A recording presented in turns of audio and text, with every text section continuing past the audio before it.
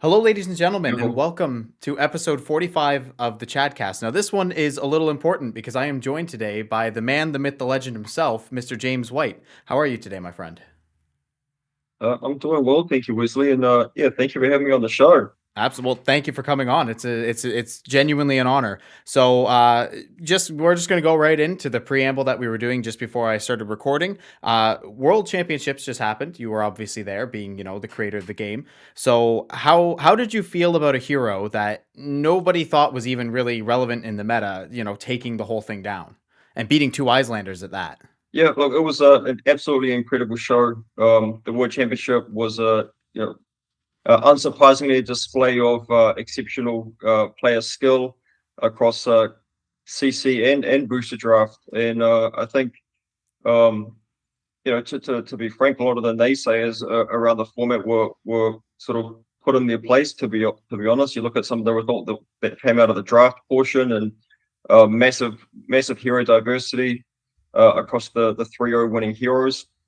From and particularly at the top tables, you look at the top 16, ranked players, and the heroes that they drafted to get themselves into that top 16 and the top 8 was I think there were more dashes and maxes than Teklo Boston's when all was said and done. So the people who put in the work to really understand the formats got rewarded. And yeah, when it comes to CC, there was a lot of you know just a range of options on the table to actually take into the tournament and win matches. And yeah, I mean, as you say, I don't think people really expected Fire to be the hero that hoisted the trophy at the end, but it just shows that if you master your hero and you really understand the matchups and how you need to configure your deck, the equipment loadouts that you need for each of the matchups, and what the key cards are, what the key lines are, that you can take the whole thing down. So yeah, huge congratulations for winning it all and taking big names on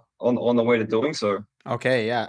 Yeah, it was Alexander. You actually just cut out there, but I'll fit that in. Yeah, it seems like the connection just a little bumped there. You went silent for a second, but yeah, no, it was pretty amazing to watch online. I was watching the two Icelander and five matchups, and those were some nail biting matches. And I noticed that he was able to put insane amounts of pressure right away, which I think is what you have to do when you're dealing with a hero like Icelander. You can't give her time to set up whatsoever. You have to, especially as Fi, you have to go full gas. Otherwise, you're just going to get locked out of the game for multiple turns. And it was very well played. I feel like he read his opponent's plays pretty well. Kind of predicted what they'd have in the arsenal and was able to play around the worst case scenarios. There was obviously, in any TCG, there's a bit of variance. He got lucky and managed to have the blues that he needed on the turns he needed them, but he also played those turns so insanely well that even most players like myself, even if I had the same hands, I probably wouldn't have been able to play as skillfully as he did. So that I think is something that's still very true in Flesh and Blood. That player skill shines through. Absolutely. Yeah, and look, I think we've seen it across a number of our high level tournaments callings, and obviously the World Championship. Just uh, there is diversity in winning decks, and people who are committed to a hero and really master it are getting rewarded. I think we're at the last seven calling slash World Championship events have been won by seven different heroes. So it's there are options out there to play off meta decks, so to speak, and actually take down these big events, which is very pleasing from a design developer point of view. I was gonna ask, do you feel almost a bit vindicated that everybody was kind of saying that Lexi is the best hero and nothing else is playable. The meta is very stale, or it's just these top heroes. But obviously, as you were saying, we've been shown that if you master hero, you're gonna do fine with them. Yeah, I mean, we talked about the Lexi era a bit recently, and including at the World Championship on the design panel.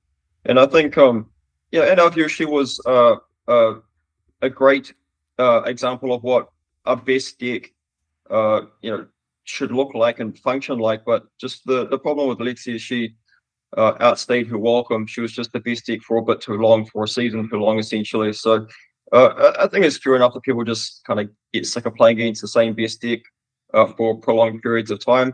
And we've taken that into account with some of the changes that have come through with the Living Legend system, just to refresh formats a bit a bit quicker and get rid of like lame duck formats, which was some feedback that was pretty loud and pretty vocal. So I think there are people who sort of voice concerns about Lexi or just a bit over it. It's in a lot of ways it's valid. But I guess coming back to your point, do we feel vindicated? It's not so much vindicated. I just think that it's nice to see real tangible results reflecting the effort that we put up on the development side. That we work really hard to create options for players to take these big, high level events. A diversity of options and that mastery of a certain hero can be reflected in outcomes. So yeah, it's more pleasing than being vindicated, I think. Because I was actually going to, when you were mentioning that, I was actually going to ask, because the first thing I thought of was the LL system. And obviously, the reaction from a lot of people is, I think the knee jerk reaction was that this is awful. It's way too quickly. Getting your hero rotated a week after it hits Living Legend just feels bad. Was Lexi then, that was like the whole point, is that so many people are upset about Lexi that you just decided, fine, like we'll just check it every week and get these heroes out quicker? I wouldn't say that it is strictly because of Lexi, but I think that the Lexi season is a good, case study for it not working as well as we as it could be, and we you know want to see players have more opportunities to approach fresh metagames, which is what the weekly LL checks enable. And we've seen it with the skirmish season, which has been super exciting. We got the weekly leaderboard update, which will happen just after we finish this interview, actually, and just seeing the shifts in the metagame week on week on week, it is phenomenal. I'll give you a little bit of insight. Briar in week 3 of skirmish season just clocked up more points than not only the first 2 weeks of the skirmish season, but the entire previous skirmish season. So it's like this only happens because the metagame has shifted. A whole bunch of probably Runeblade players who were on chain. Obviously, he's LL. They've looked for a new home. They like their Rosetta Thorns. They picked up Briar. Maybe Kano or Kasai was suppressing Briar, and she clocked up. I think it was around 100 points this week.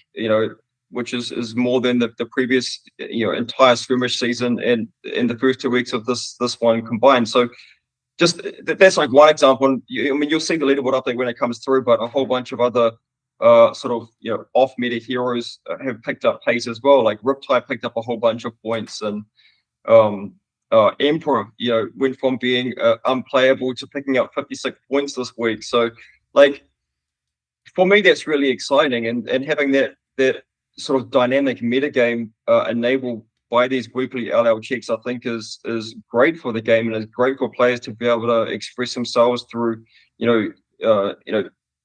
deck creativity, and it just keeps things more fun and exciting. I actually agree. I think one of the things that I've thought about especially with Blitz, is that if Kano, Shane, and Kasai were still in the format from the first couple weeks all the way to the end, we would, instead of people complaining, oh, the heroes are leaving too quickly, we would have the exact opposite, where people would be upset that these heroes, oh, I had to face Kano for 4 weeks, or I had to deal with Chain for 4 weeks until he finally left. So I personally also like the fact that things are rotating, although I do understand the feels bads of like, oh, I'm getting my skirmish at like week 3 and my favorite hero is Kasai and she hit Living Legend. But I do agree with you. I think for the overall health of the format, it's much better to have heroes just kind of leave a bit quicker once they hit that point. And it does feel like it's kind of I guess it kind of fits the idea of Living Legend, that hey, this hero did it, they're gone now. Like they've got it, they've hit that point, and now you don't have to deal with them anymore. Yeah, I also just add that like we understand that people have very strong, deep love, emotional connection to whoever their hero is, whoever their main is. But I would also just say that these heroes that have just LL'd have been around for literally 3 or 4 years. Like people have had really good mileage out of Kano, Kasai. Ira's about to LL as well, and like these heroes have been around for a very long time. So like it is important that these metagames do refresh, and that's heroes do hit LL, and the next batch of heroes gets to come through. And um, the other thing just with this particular skirmish season is we had a big cluster of heroes that were, sitting at a high number of points going into the season, 300 plus points.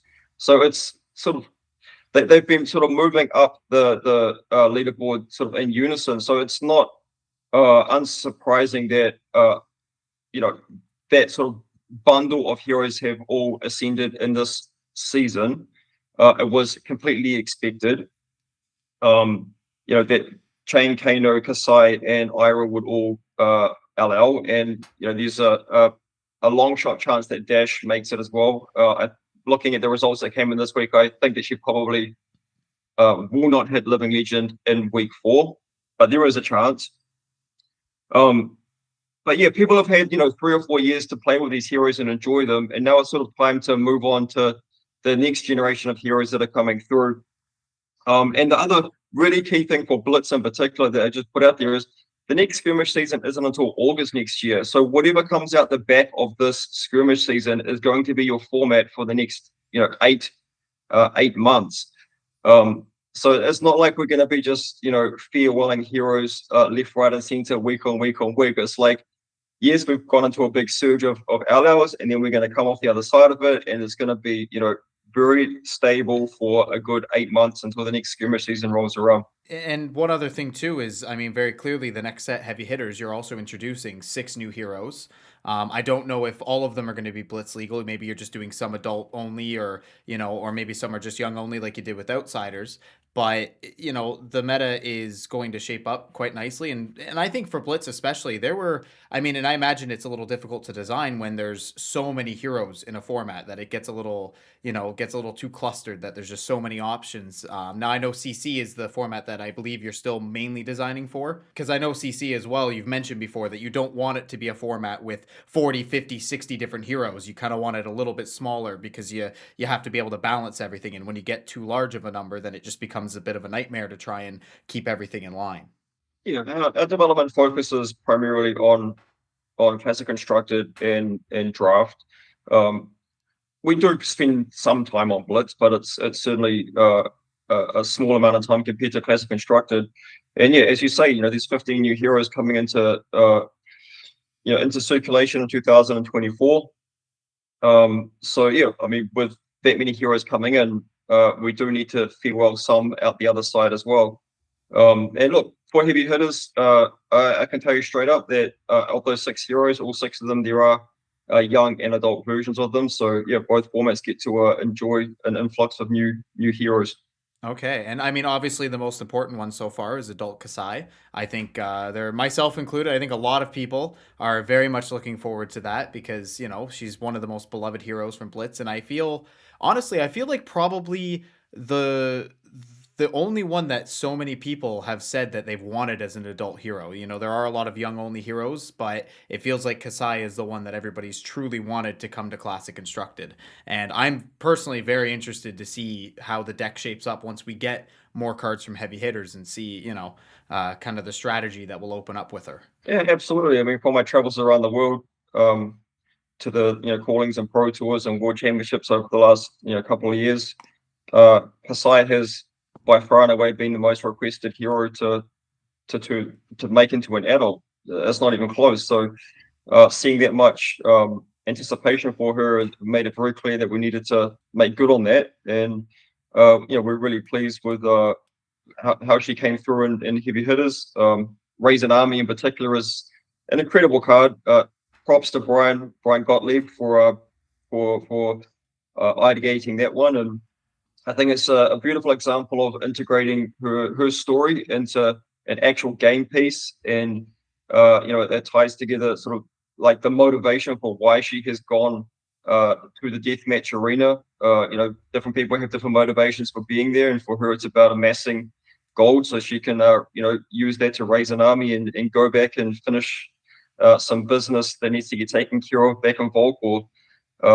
So yeah, it's a really powerful card. It's not a huge flavor win, but it's a very, very, very powerful card that Kasai fans will enjoy casting and winning some games with. Yeah, and I noticed that, because I had a couple people react, a friend of mine especially, who he's not a fan of tokens. He plays Riptide and Teklevossen, so he has some horrors from the illusionists. But one thing I noticed about it is that it seems to be following in the kind of newer design style, or what I've noticed is it feels almost like the design style of the first few sets, where it's a very, very powerful card, but you actually have to spend quite a bit of time building up to it, right? You have to amass those gold tokens. You can't be using them to give Kasai's, draw off of them to give Kasai the ability to swing twice, because if you're using the gold for that, then you won't be able to raise the army with them. And it feels like a very much a payoff card where it's not just like a free I play it, get like 6 tokens all at once for no reason, and just go in, and it's one that's very strong, but you actually have to work towards. Yeah, these are some of my favorite and best cards that exist in Flesh and Blood, where the power of them scales over the course of the game. Where, like you say, you have to like work and invest into setting up your game state to really get the most out of it. And uh, I really like the tension that exists, as you mentioned, between having these golds in play. That sometimes the right thing to do is actually to cash in that gold to turn on Kasai's hero ability, in the early or mid game. Um, but obviously the cost of that is you don't have that gold later to raise your army. So that tension is real, and sometimes it's right to just save all your gold for the raise an army. Sometimes you need to cash it in along the way to just keep the pressure on your opponent, or maintain that momentum. And again, this comes back to hero mastery, though. You really need to understand what your role is and what your key lines are for your different matchups. Some matchups you're gonna have to really lean into raise an army. Some matchups the card just isn't important at all. So understanding like what the role of your gold is in each of your matchups is going to be quite a key skill for Kasai fans to unlock. Learning how to play your hero well. Who'd have thought that that's something you got to do in a game like Flesh and Blood? You can't just throw cards on the table and hope it works. I guess there's two things off of heavy hitters. The first is that this is obviously a non-talented set, much like Outsiders was, where it's a dual class, which I personally think is a beautiful design space, making these cards be usable in multiple classes. Where some of them are obvious that it's more geared towards one than the other, and it's but then there's still that nuance with deck building. So something other people have noticed though is your team just kind of taking a break from talents just because of how powerful they've been in the past, or is this just you're kind of exploring different spaces in the meantime, and talents will be kind of in and out of sets? Talents are special in that we haven't revealed all the talents yet, so we want to take our time introducing the talents for the regions that we haven't gone to yet. So it's like we're in this for the long haul. It's for us. It's always been about creating a game that will stand the test of time, and we want to keep some things up our sleeve to surprise and delight the fans over the years. So yeah, like we will complete the talent cycle eventually, all in good time. And in between, those new adventures into unexplored regions, we will do things like Outsiders and like heavy hitters, where there's sets that don't have any talents, or we will go back and revisit sets like Dust Till Dawn, where we revisit the known talents. But yeah, talents have a really important part in our world and in our game. But likewise, so do untalented heroes, and it's kind of reflective of the world of Wraith in respect to not all of the heroes, in the lore have talents. It is a special attribute that only some characters have been able to realize in the actual lore. So uh, and I also think it's important that we do make sets like Outsiders and heavy hitters that are more simplistic. If we look back, just one set to Bright Lights.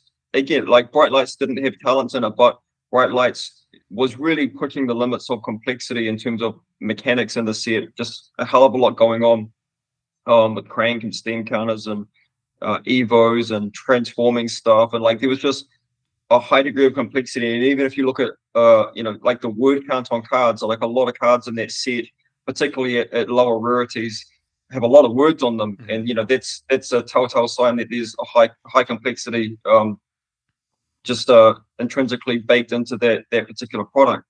it's okay to have high complexity products from time to time. We need to do that from time to time. There's people that really relish that, but at the same time, it's important that we have products like Outsiders, like Heavy Hitters, that are way more simplistic and that can act um, as on ramps for people. You know, maybe playing the game for the first time, and you'll see that with like the pre-releases, like we'll be out there, you know, really promoting Heavy Hitters as a great product for maybe people to try Fish and Blood for the very first time, because it is way more simplistic, but in a good way. Like the gameplay is still really engaging and really rewarding. I think that Heavy Hitters is probably our most fun set so far. There's just uh, what I call banded variants. So there's some mechanics in there that that offer a little bit more variance than maybe typical sets that we've made, but it's what I call banded, so that the outcomes of that variance aren't like highly determinative of who's going to win or who's going to lose, but it creates some moments in the game where there's like some unknown factor of what is going to happen in that like micro uh phase of the game, which is really fun, and I think it gives people just like a little burst of excitement throughout the game. I think that people will enjoy it.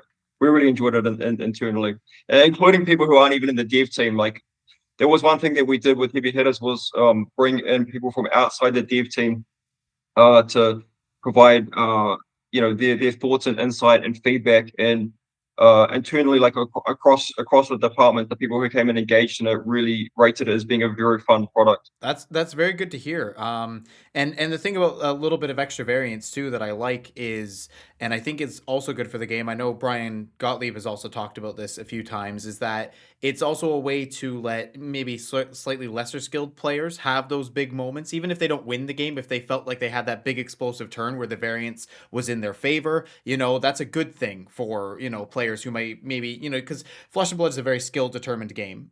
Usually the better player is the one who wins. And so giving, the lesser skilled players the ability to, again, even if they don't necessarily win, they still have those big go off turns where they can feel like, okay, I got close there. Like I almost had you. I think that's really important. And the other thing about Heavy Hitters, though, is that I've noticed it very clearly, and you guys have that whole kind of event structure with it. It seems like being the deathmatch arena, you're kind of tying it also to Ultimate Pit Fight.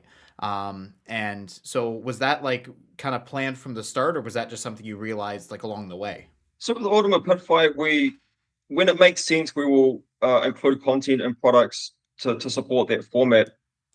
We don't sit down and say, look, we're going to design Heavy Hitters to be optimized for Ultimate Pit Fight. It's like if it makes sense, if it organically makes sense, then we will take those wins. This product offered some really cool things to really lean into Ultimate Pit Fight in a couple of ways. And yeah, I like particularly those equipments. I think that we previewed the equipments on the announcement, right? Like that's an example of like something which, um, yeah, when you're playing one-on-one, it doesn't affect it at all. Those equipments kind of function like iron rods. Mm-hmm. But when you are playing in the context of UPF, those equipments become incredible. So I think that's an example of just something that we didn't have to compromise the one versus one competitive experience to like get something into the product that is like a real win for the UPF fans out there. No, that's good to hear. Yeah, and even the kind of wager mechanic that you've created, where you kind of bet with an opponent, like, hey, if this hits you, or if I flip a card off the top, and whoever's bigger, I think that's obviously really good for one-on-one. You can build your decks around them, and in multiplayer, like it can just sometimes that can just you can make a deal with somebody, like, hey, if you take like 1 damage from this, so let me get the token, I'll help you out in this way, or you can kind of politics. So I very much appreciate how seamless that seemed to be in the design, where and like you said, those equipment where absolutely perfect for one-on-one. They're not very, but they're very clearly like they work even better in multiplayer, and I think that's the best sort of design. And that kind of I guess leads me into a question that I really wanted to know around the table. Now, I personally love this product. I bought 2 of them. I've played them with friends. I have had somebody hit me with a final act for 17. I survived it too as the professor, and so he just looks at me and smashed me over the head with the Jinglewood to knock me out of the game, and it was a great experience. Has that product on your guys' guys' end, has it done as well as you were hoping, or better, or is it maybe fallen a bit flat? Yeah, the product's been a tremendous success. And it's a great example of us creating products for casual play, for social play. Fish and Blood is very well known as being a highly competitive game, and uh, you look at all of the TCGs that are out there in the marketplace, and if you want to play a TCG competitively, with a global circuit, Flesh and Blood is the number one. Like a few years ago, Magic could claim that they had the greatest tournament circuit in the world, but they don't anymore. It is Flesh and Blood. We give away 1.5 million US dollars, and we have, two Pro Tours and a World Championship. We have 18 callings coming next year and 50 Battle Hardens. So if you want to play competitively on a global circuit, Flesh and Blood is the game. Saying that, not everybody cares about that. A lot of people don't want to play competitively. They want to play at home, around the kitchen table, and just play for fun. And up until around the table, we hadn't made any products which were catered specifically for that use. So it's really important that we do acknowledge the social players out there, and Round the Table is the first instance of us doing that, as well as doing the social play support kits as well, which are available in stores around the world that do offer UPF in particular. And yeah, the product has been very successful. A lot of it is sold, and a lot of it is sold to people who hadn't tried Flesh and Blood before. And you can go and look at the professor's YouTube videos that he's done about it. Obviously, was the collaboration with a professor from Tulare Community College, which we're very proud of, and it's been incredible working with him. But you look at his videos and scroll through the comments, hundreds and hundreds of comments, over 1,000 comments in some of those videos, and just seeing the excitement and appreciation and enjoyment that a lot of those people have mentioned. That's the proof in the pudding right there. Absolutely. I even people who are newer to my LGS, they were buying some. And I think that's the key thing is, you don't hear a ton about it online, but I think that's just because the people who are online are on the more competitive side of things, who are on the more involved side of things. But I've seen so many people just buy this product and they don't even show up to the LGS again. They just wanted to go play it with their friends at home, or, play it with their spouses or whatever. So if this has been successful, can we is this something you're kind of hoping to do maybe once a year? As just a new UPF style product in that regards? Yeah, absolutely. I think the product is actually fab in a box. It's maybe not strictly UPF, but it's like, here's a box set that has everything you need in it to go and play Flesh and Blood around the kitchen table with your friends and family. So that's more the concept. And yeah, you can expect uh fab in a box to become something that is regularly available. We would definitely do more around the table products in the future that are made specifically for UPF.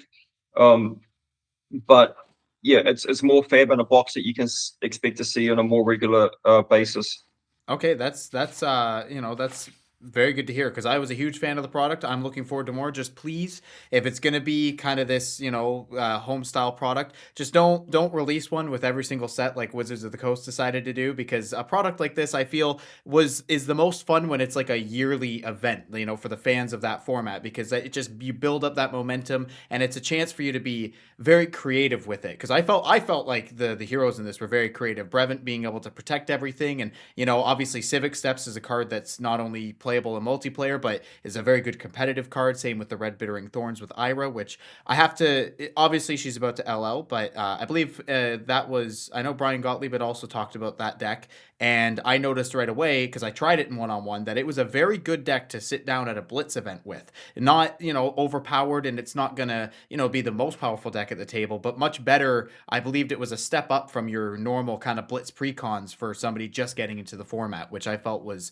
very good. And I also have to really commend the design space of these. I believe Beaten Trackers is another one where you're taking a legendary equipment card and you're taking it down to the level of like a rare, like you did with the Mask of Three Tails, is just like a one-time the Mask of Momentum. But it's such a beautiful design space and a really good idea for those who, maybe don't have the money to spend on the legendaries, or they haven't quite decided whether they want to invest in that class or hero or in those cards. But then you give them an option to play that's still a very good card, just not, it's magnitudes cheaper, which I think is very good for newer players to get into the game. Because leading off of that, I do have. I'm trying to kind of splice these in. One of my patrons had a question, and it's very close to this. And he asked, "Will there ever be another Classics Battles deck?" After the first one clearly wasn't what you got. You had said wasn't exactly what you had expected. But also, where's our lore books? So I'll answer the classic battles one first. So yes, you can expect more classic battles type products in the future. They will be reworked quite a bit from what the first instance of classic battles was. But yeah, I think it has an important role to play. Um, the lore books, yeah, look, it's on our wish list.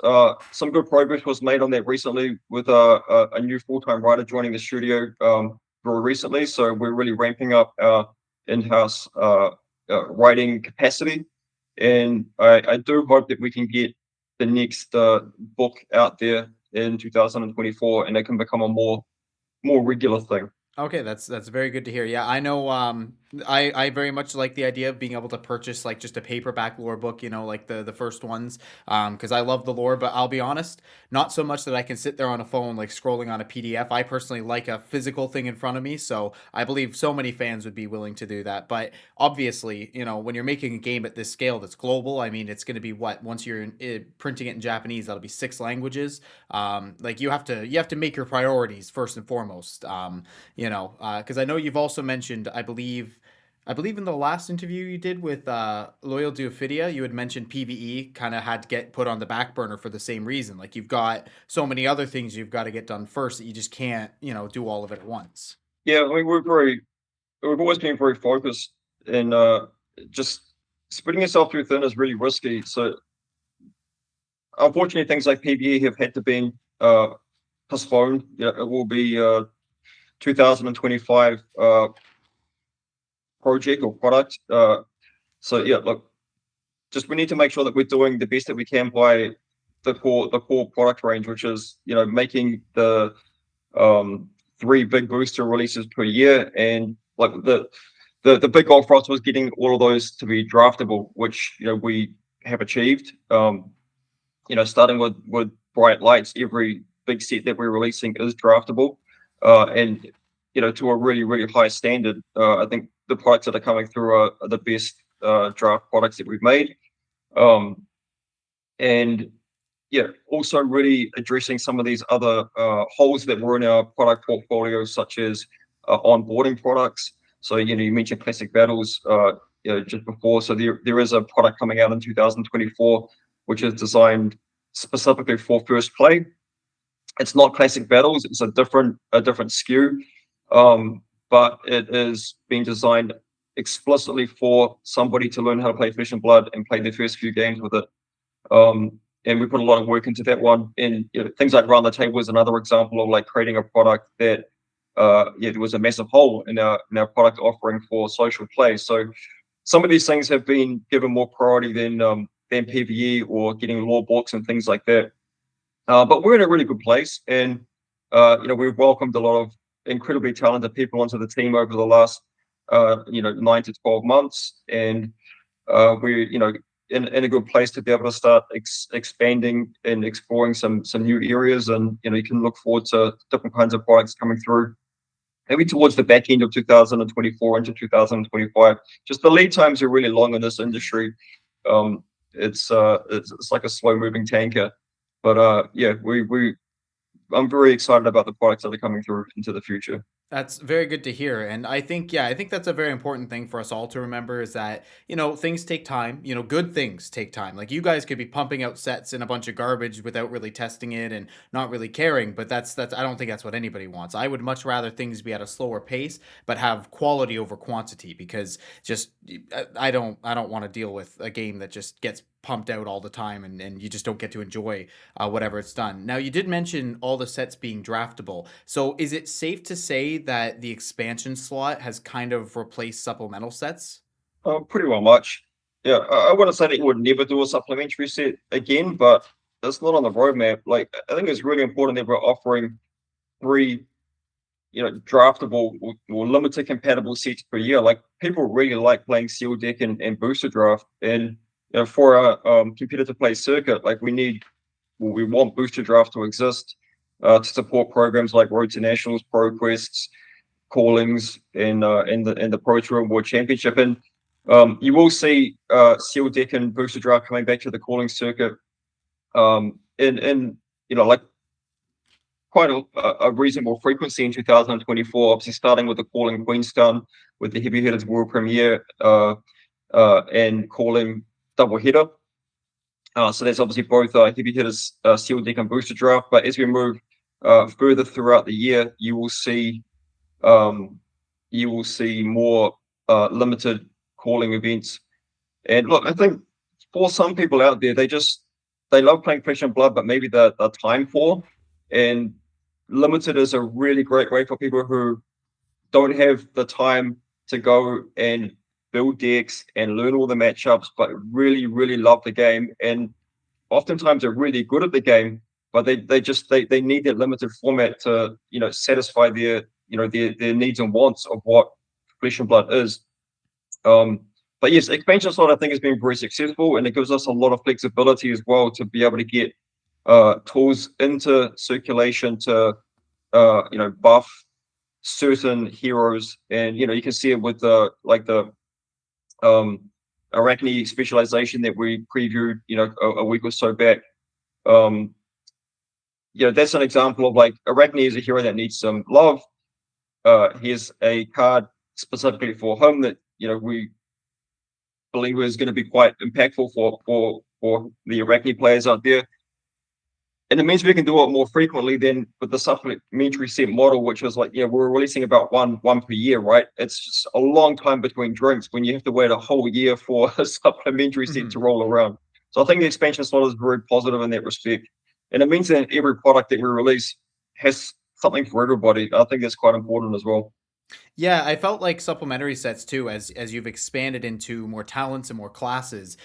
Crucible of War, where there was only 8 classes, it was a bit easier to give everybody exactly what they needed. But it felt like with Dynasty, especially, that it was almost spread a little thin. Like everybody got like a couple cards that they really needed, and then the rest of it was just just didn't really have the impact it did. And so I personally think the expansion slots have been way better because, again, like you had mentioned, just I know Pheno Black has said that he's getting a Prism, card that he's revealing on December 9th. He said in his one video. That's all we know. I hope it's true because as a Prism lover, I am very excited to get more cards for her. I've been ever since seeing her at the Realm Rumble recently. I've been doing some more brewing with it and trying out, the more Herald build and getting off that Iris Copium.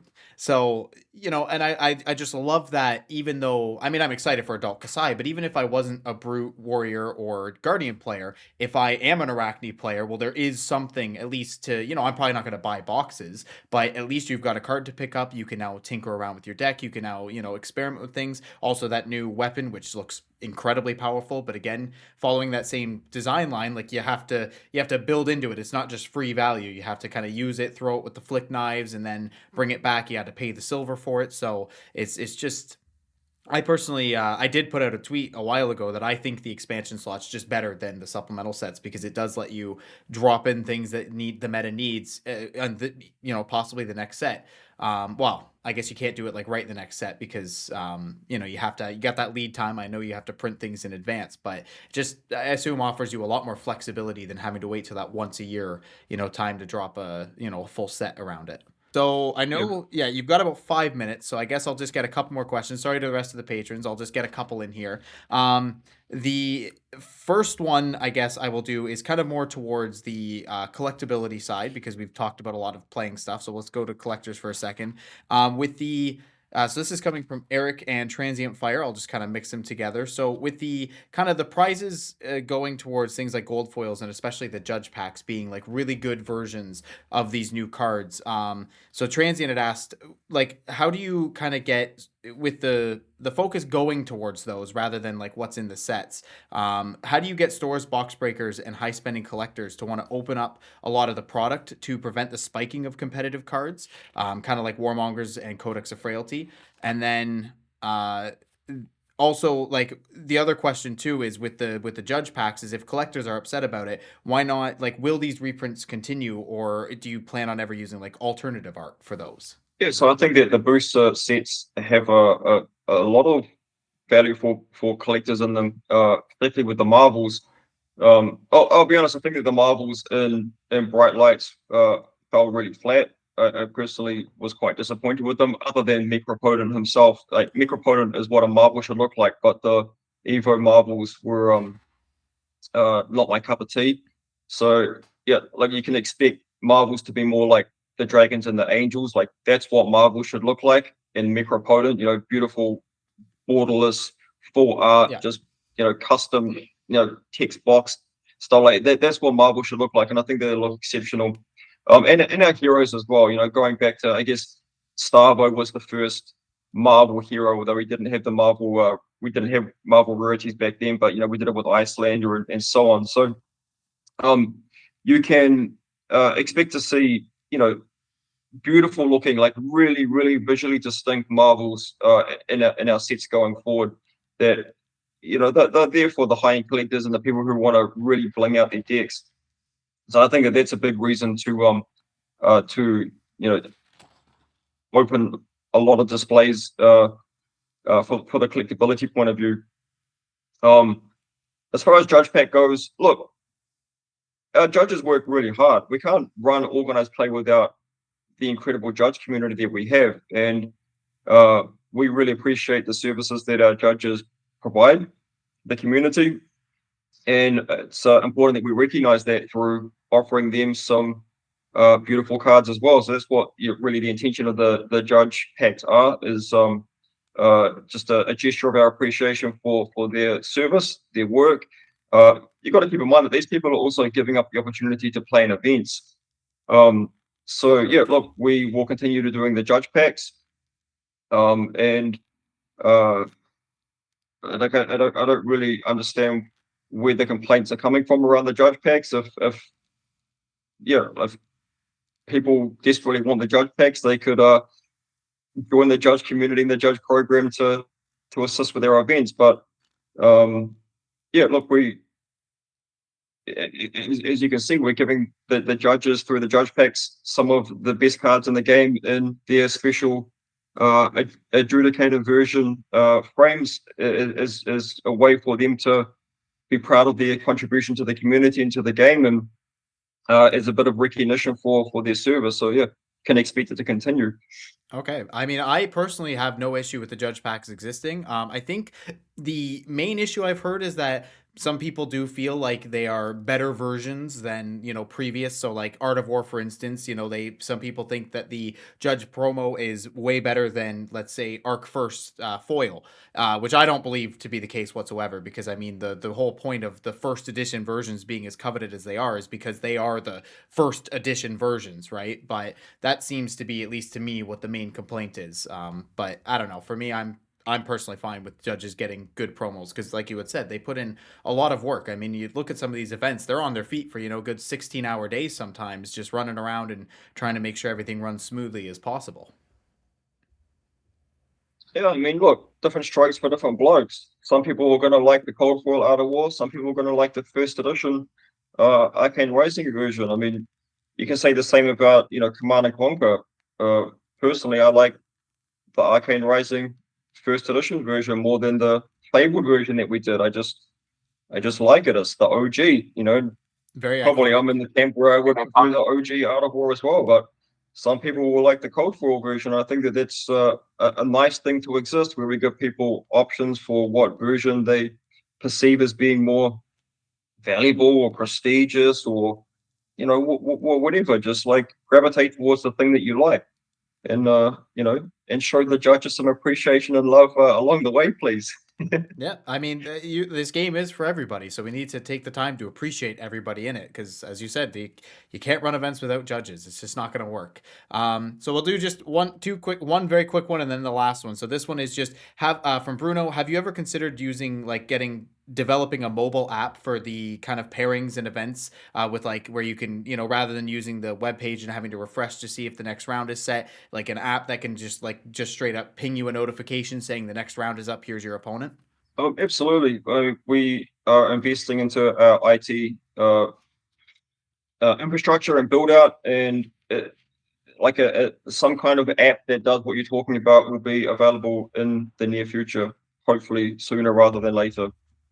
Okay, good to know. And so this last question is from Christopher, also known as Elixir, and he's actually one of those judges, those nasty judges who got those wonderful cold foils. I believe he got a Vinset, so that was pretty cool. So he had asked that with talented heroes leaving the game and leaving a lot of cards unplayable, for example, Ice is the newest talent to just be completely out of Classic Constructed. And then you've got on the flip side sets like Bright Lights and Mechs just got all these cards where unless all the mechs leave the format, all the mech cards will forever be playable. Do you feel like the talent system is working as you had anticipated? And do you think it might be difficult to keep some of the talents in the game rather than rotating out, or was that by design? Completely by design. I mean, if you go and look at the card legality policy page on our website, the intro on that page has been there since 2019, since before Welcome to Raid launched, where we talk about our philosophy towards card legality and that it's intended to be, I think we describe it as like a flux, where cards flux in and flux out of being legal, and whether something is legal, it's dictated by uh, the heroes which are legal at any one time. Hence, Living Legend takes heroes out of legality and therefore with them takes batches of cards out of legality, but only for a period of time until we reprint a hero of that class slash talent. So I think that the system is working exactly as intended, and I think it's very, very important and positive for the game when something like Ice leaves the game for a period of time, and it will come back eventually. And when we bring it back, it'll be, probably in a different manner than it was in its first go round.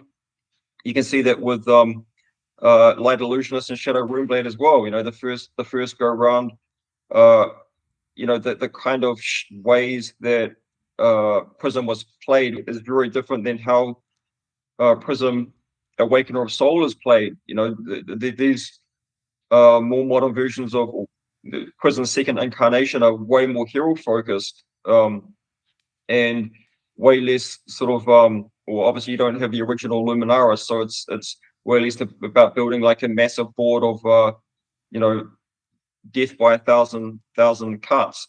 So it's like it's deliberate that we want these sort of card pools or clusters of cards to flux out from time to time. And we saw it with Light Illusionist and Prism, her Light Illusionist cards were not legal to play anywhere in Classic Constructed for about, I don't know, 9 or 10 months, something like that.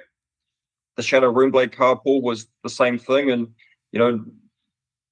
10 or so months, maybe it was a year later, Vinset came out, and you can play with their Shadow Runeblade cards again, but again in a very different way. The cards that Chain really leveraged to extreme potency are not the same cards that Vinset cares about. So like the system is working how we intended. And again, I think it's really important that these talents they are rested from time to time. Like there will be a time when Dromai hits Living Legend and the dragons are no longer legal for a period of time. And I think that will be important as well. I know that there's a lot of fans out there who absolutely love the dragons. I love the dragons. They're a beautiful part of the game, but I think it's important that after people have played against dragons and dragon board states for probably 2 years or more by the time she LLs, that people have a rest from that, and eventually we'll bring the dragons back again and everyone can get super hyped and excited about getting to slam down the dragons again. So yeah,